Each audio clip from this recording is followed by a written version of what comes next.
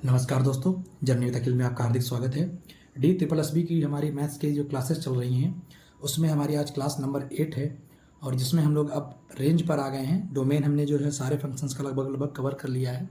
तो आज की जो क्लास है हमारी वो रेंज पर होगी, जिसमें हमने पार्ट ए कर लिया है, जिसमें हमने रेशनल नंबर के जो भी हमारे दिए गए हों, रेशनल फंक्शंस दिए गए हों, उनका रेंज निकालना हमने लास्ट क्लास में सीख लिया था। तो आज की क्लास में हम लोग जो हमारे पास कोई क्वाड्रेटिक फंक्शन आ जाता है, या हमारे पास कोई मॉडुलस फंक्शन आ जाता है, या हमारे पास कोई ट्रिग्नोमेट्री फंक्शन आ जाता है, उनके जो भी हमारे रेंज होगी, कैसे निकालेंगे, क्या तरीका अपनाएंगे, तो उनके जो भी हम रेंज करने जो मेथड होगा, जो रेंज निकालने का, आज की क्लास में करेंगे। ठीक है, बिल्कुल मेथड कॉन्सेप्ट के साथ देखेंगे और ट्रिक भी देखेंगे, जिससे हम जो 10 से 15 सेकंड के अंदर अपने क्वेश्चंस को इजीली सॉल्व कर पाएँ। ठीक है, तो चलिए जर्नी स्टार्ट करते हैं।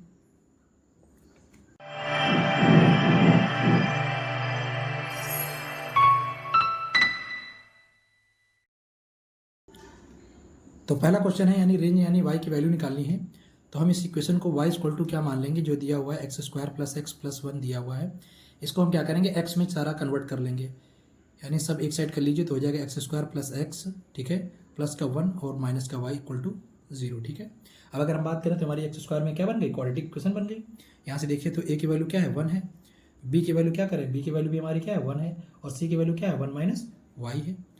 तो धराचार फार्मूला अगर हम लगाते हैं तो क्या बनेगा, एक्स इक्वल टू माइनस का b plus minus under root b का स्क्वायर, यानी 1 का स्क्वायर हो जाएगा, माइनस का 4a का मतलब 1 हो गया, और c का मतलब हो गया 1 माइनस वाई। ठीक है, और अपॉन में क्या हो जाएगा, 2 इंटू ए यानी 1।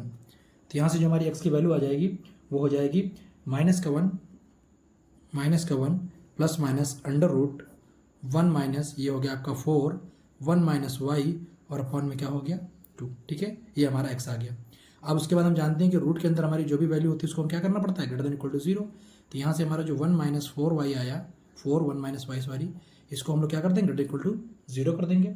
यहाँ से अंदर मल्टीप्लाई कर लीजिए, 1 हो गया, माइनस का 4 हो गया, माइनस का 4 वाई हो गया, ग्रेटर देन इक्वल टू 0 हो गया। तो यहाँ से जो हमारा बना क्या हो गया, ये माइनस का 3 हो गया, राइट साइड भेज दीजिए तो माइनस का 4 y greater than equal to क्या हो गया, माइनस का 3। ठीक है, माइनस माइनस कैंसिल हो गया, तो यहाँ से y की वैल्यू क्या आ गई, 3/4 ग्रेटर देन इक्वल टू 3/4। ठीक है, तो ये हमारा क्या हो गया, रेंज हो गया। यानी जो अगर हम y की वैल्यू बात करें तो y बिलोंग्स टू क्या हो जाएगा, क्लोज ब्रैकेट 3/4 से लेकर इन्फानाइट। ठीक है, 10 सेकंड का क्वेश्चन था केवल हमारा। चलिए अगला क्वेश्चन देखते हैं।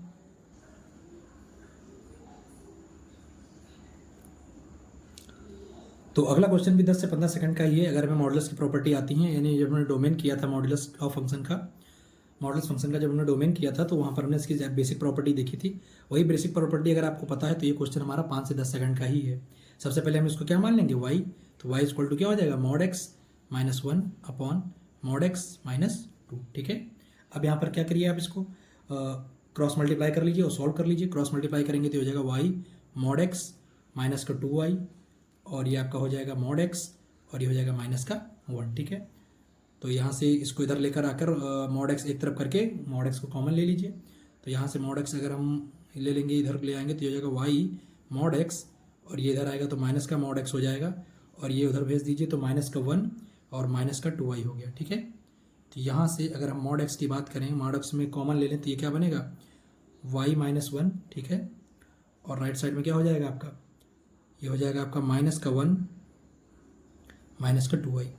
ठीक है, ये हमारा राइट साइड में जाएगा तो प्लस का हो जाएगा, यानी ये प्लस का हो जाएगा। ठीक है, तो यहाँ से अगर हम मॉड x की बात करें तो मॉड x हमारा आ गया 2y माइनस का 1 अपॉन में y माइनस 1। ठीक है, अब हम ये जानते हैं कि जो हमारा मॉड x होता है वो क्या होता है, नॉन निगेटिव वैल्यू देता है। ठीक है, यानी जो ये हमारी वैल्यू है या तो 0 होगी या तो 0 से बड़ी होगी।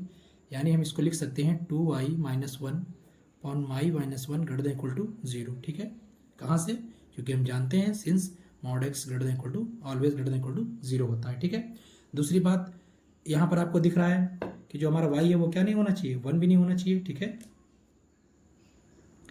y नॉट इक्वल टू 1 भी होना चाहिए। अब इसको सॉल्व करना, ये तो इन इक्वेशन बन गई, और आप जानते हैं जब भी हमारा इन इक्वेशन बन जाता है तो इन इक्वेशन में क्या होता है, इन इक्वेशन जब भी बन जाती है तो वेविकर मेथड लगाते हैं। लगा दीजिए तुरंत वेविकर मेथड। सबसे पहले क्या करते हैं, y के कोफिशिएंट को पॉजिटिव करते हैं, यहाँ ऑलरेडी पॉजिटिव है, लीनियर फैक्टर बनाते हैं। तो y के यहाँ लीनियर फैक्टर बनाने लीनियर फैक्टर को जीरो करेंगे तो y की वैल्यू यहाँ से क्या आएगी 1 आएगी और यहाँ से क्या आएगी 1/2 आएगी। उसके बाद का स्टेप क्या होता था, उसके बाद हम लोग एक नंबर लाइन बनाते थे, जो हमारी वैल्यू आई हैं उनको ऑर्डर में अरेंज करते थे, 1/2 सॉरी आगे आएगा फिर 1 आएगा, ठीक है। उसके बाद राइट साइड से ब्रिज बनाते थे, फिर प्लस, फिर माइनस, फिर प्लस, फिर इन इक्वेशन पे जाते थे और देखते थे ग्रेटर देन इक्वल टू 0 है या लेस देन इक्वल टू 0 है। चूंकि ग्रेटर देन इक्वल टू 0 है तो इसका मतलब हम पॉजिटिव रीजन लेंगे, ठीक है। और ये जो डिनोमिनेटर की वैल्यू होती है उसको इंक्लूड नहीं करते हैं, न्यूमरेटर की वैल्यू को इंक्लूड करते हैं, यानी जो हमारा ये 1 है इसमें सर्कल आएगा और जो 1/2 है इस पर डॉट आएगा। तो पॉजिटिव रीजन यानी यहाँ माइनस इन्फानाइट से लेकर हाफ तक, यानी माइनस इन्फानाइट से लेकर हाफ तक, और हाफ पे क्या लग लेंगे क्लोज। फिर यूनियन क्या हो जाएगा 1 पे रहेगा हमारा ओपन, और यहाँ से लेकर फिर कहाँ तक इन्फानाइट तक, ठीक है।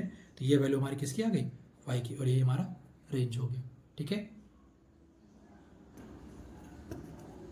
आते हैं रेंज में हम लोग, तो आगे हम लोग अब देखेंगे ट्रिग्नोमेट्री फंक्शंस, ठीक है। और इस पे हमारे बहुत सारे क्वेश्चंस बनते हैं। डी पर आ गए हैं हम लोग अगले सेक्शन पे। तो क्वेश्चन में हमारा दिया है fx = 3 cos x + 1/2।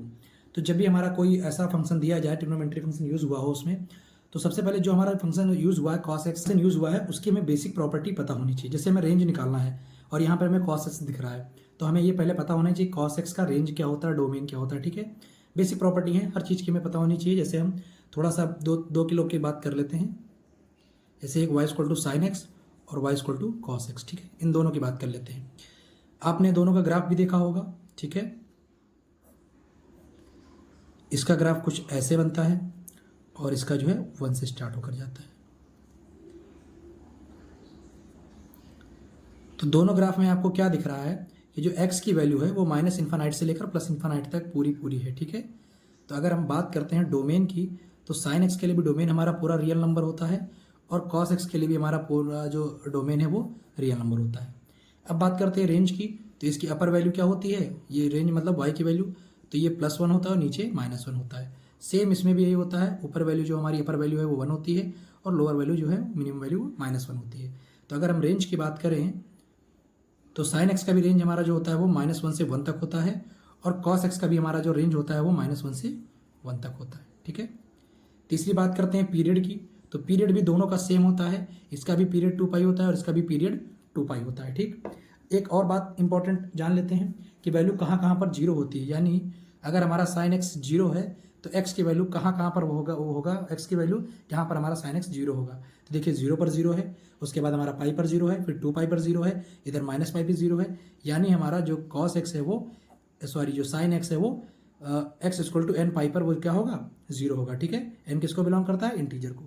अब यहाँ बात कर रहे हैं cos x की, तो cos x में भी सेम यही काम है, ये 0 पे नहीं, ये π/2 पर आपका, फिर 3π/2 पर आपका, -π/2 पर आपका 0 है, यानी cos x हमारा जब 0 होता है कहाँ कहाँ पर होता है, जब x की वैल्यू हम लोग 2n+1 π/2 ले लेते हैं, ठीक है। जहाँ n हमारा किसको भी ले रहा है, इंटीजर से ले रहे हैं, ठीक है।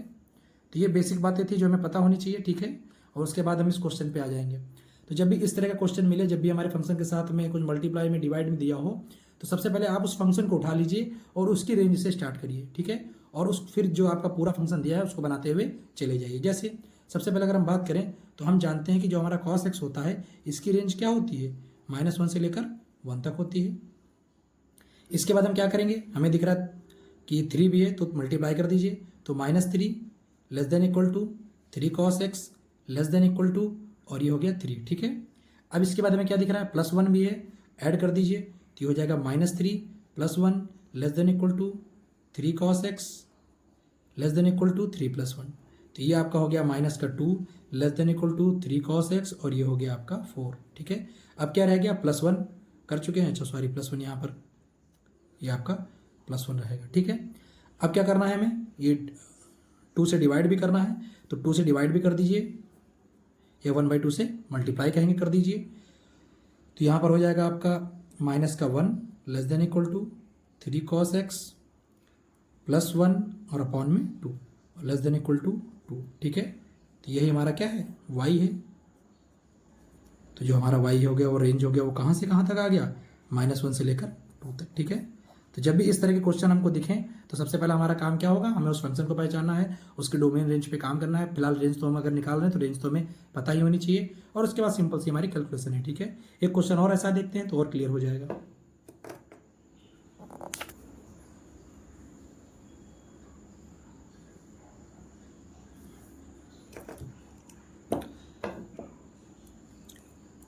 जैसे ये क्वेश्चन देखते हैं, तो इसमें न्यूमरेटर डिनोमिनेटर दिख रहा है, यानी रैशनल नंबर हमारा जो है रैशनल मेथड लगेगा। ठीक है, रैशनल मेथड में हम लोग क्या करते थे कि भाई y इक्वल टू वाई मानकर फिर क्रॉस मल्टीप्लाई करके x की वैल्यू निकालते थे।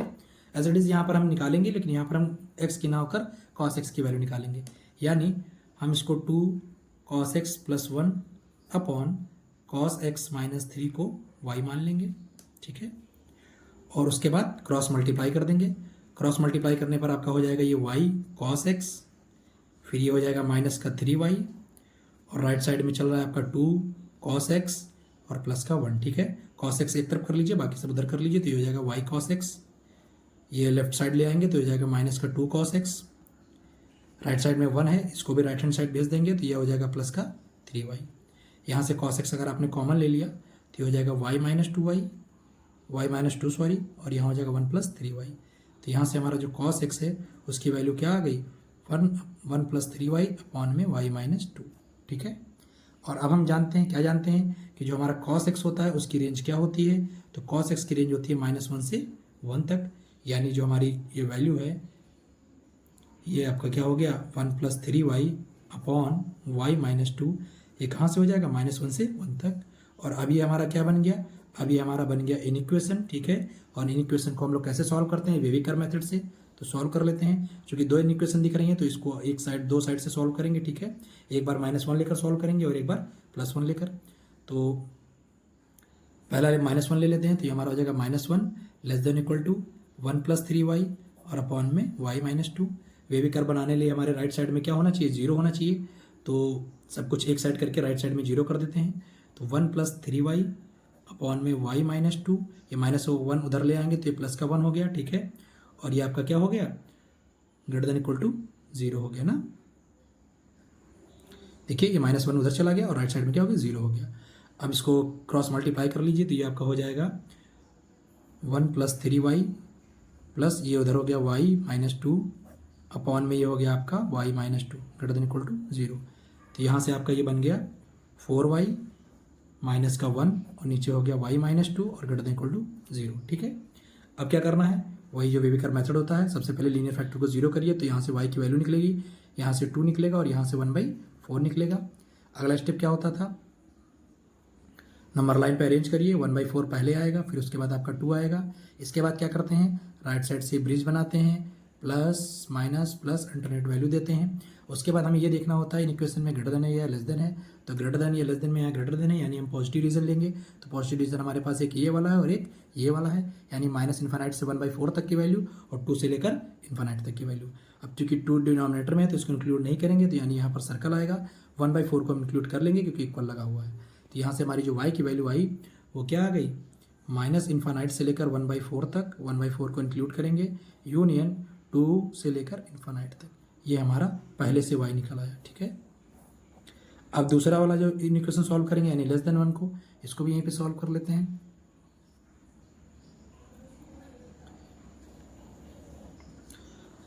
तो अब यहाँ पर हमारा क्या हो जाएगा, ये आपका 1 plus 3y upon y minus 2 less than equal to 1। ठीक है, लेफ्ट साइड में ले आइए, 1 plus 3y upon y minus 2 -1 less than equal to क्या हो गया, 0। क्रॉस मल्टीप्लाई करके सॉल्व कर लीजिए तो ये हो जाएगा 2y plus 3 upon y minus 2 less than equal to 0। ठीक है, फिर वही काम, सबसे पहले y के फैक्टर लीनियर जो हैं उनको 0 करिए, तो यहाँ से y की वैल्यू 2 और क्या आ गई 3/2। ठीक है, माइनस की 3/2 आएगी। इसके बाद नंबर लाइन पर दोनों को ड्रॉ कर लीजिए, यह होगा आपका -3/2 हो गया और यहाँ कहीं आपका 2 हो गया। राइट साइड से ब्रिज बनाइए, प्लस माइनस प्लस। अब चूंकि ये जो डिनोमिनेटर की वैल्यू है उस पर सर्कल आ जाएगा, न्यूमरेटर की इंक्लूड कर लेंगे क्योंकि इक्वल लगा है, लेस देन लगा हुआ है, इसका मतलब हमें माइनस वाला रीजन लेना पड़ेगा। तो यहाँ से जो हमारी y की वैल्यू आएगी वो क्या आएगी, ये आएगी -3/2 से लेकर 2 तक। ठीक है, 2 पे ओपन हो जाएगा। अब हमें क्या करना है, 2 वैल्यू आ गई हैं, अब इनको हम नंबर लाइन पे बनाकर इनका क्या ले लेंगे, इंटरसेक्शन। तो नंबर वैल्यू बना लेते हैं, पहले वाला बनाते हैं। ये क्या कह रहा है, एक वैल्यू 1/4 है हमारी और एक वैल्यू हमारी क्या है, 2 है। ठीक है, तो ये कह रहा है -∞ से लेकर 1/4 तक आइए, इंक्लूड करना है। उसके बाद 2 से जाइए ∞ तक, 2 को इंक्लूड नहीं करना है। दूसरा क्या कह रहा है, -3/2, ये कुछ इसके पीछे होगा, यहाँ कहीं -3/2 होगा और वैल्यू दूसरी 2 है तो ये 2 पर ही रहेगा। -3/2 को इंक्लूड करना है, मतलब यहाँ पे डॉट आएगा और यहाँ से जाते हुए कहाँ तक जाना है, 2 पर, और 2 को इंक्लूड नहीं करना है। ठीक, अब इसमें कॉमन रीजन कैसे बनता है, तो लाइन ऐसे कर्व बनाते चले जाइए, जहाँ जहाँ पर दोनों लाइनें कट कर रही होंगी वही हमारा कॉमन रीजन होगा। तो कहाँ कहाँ पर दोनों लाइन कट कर रही हैं, देखिए यहाँ पर दोनों लाइनें कट कर, दोनों कर्व कट हो रहे हैं हमारे, और बस यहीं पर केवल कट हो रहे हैं। यानी जो हमारी y की वैल्यू है वो कहाँ से कहाँ तक हो गई, -3/2 से, ठीक है, क्योंकि इसमें भी 3/2 है और यहाँ भी इंक्लूड किया है तो इस पर इंक्लूड हो गया, और 1/4 तक, 1/4 यहाँ भी है तो 1/4 पर भी क्या हो जाएगा, इंक्लूड हो जाएगा। ठीक है, तो ये हमारा आंसर हो गया। ठीक है।